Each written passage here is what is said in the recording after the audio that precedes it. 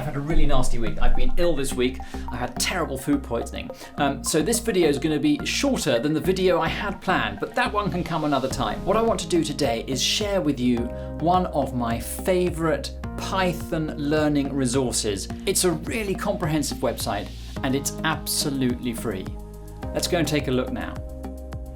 Okay, so the site is lectures.quantcon.org. Now this is a site on quantitative economics, but don't let that put you off if you're not interested in quantitative economics. What this site gives you is the tools to be able to use Python in a quantitative way. And if you're interested in any sort of thing like data science or data analysis or machine learning or just using Python in that way, then this will be really helpful for you. But the other great thing about this site is that it's not just Python, it covers Julia as well.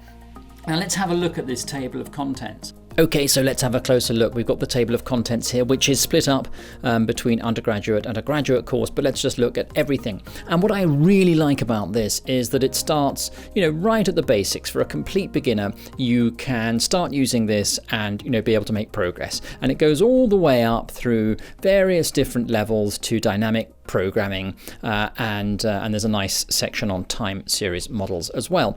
But let's have a look at that first section then. The Python Essentials. And it's worth noting that each section here has itself separate sections within it. So it's, you can see that it's really quite a comprehensive resource. If we look at Python Essentials, you can see that it's split up into data types, input and output, iterating. There's a section on functions. So it really does take you step by step through what you're going to need to know. And also, every chapter that I've read, and I haven't read them all, but I've read most of them, or certainly many of them, have exercises with solutions. There's a lot of code examples in here as well. So let's have a look at this functions.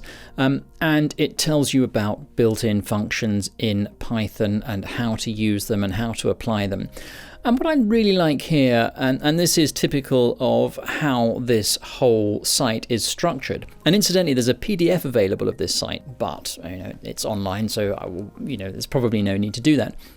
It talks about why writing functions and, good practice in terms of writing your code, and why you should break your code up into functions. But that's just one example here, but it's littered with them all the way through. So, you can see what a useful resource it is. So that's just one part of the first section. There are other parts too. If we look at the matplotlib section, that's split up into these further sections. Let's have a look here. Incidentally, if you're interested in learning matplotlib and you want a video tutorial, I have done one of those. I made a tutorial on matplotlib some months ago. It is available on the screen. I'll put it up there now. You can click on that and watch that.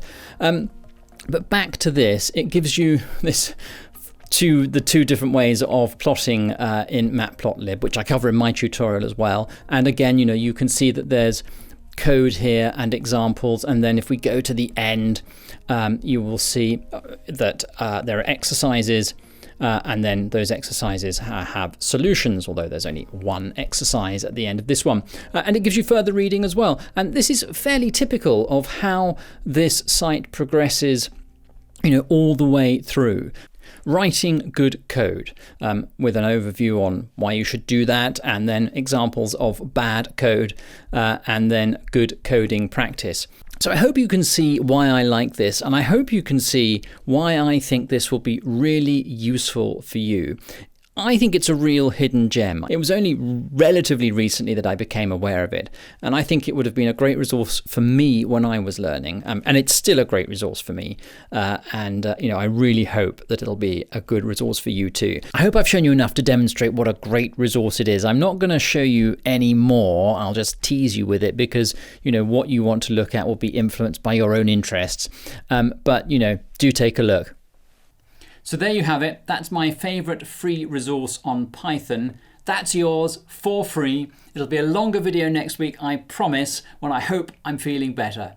I'll see you next time. Bye-bye.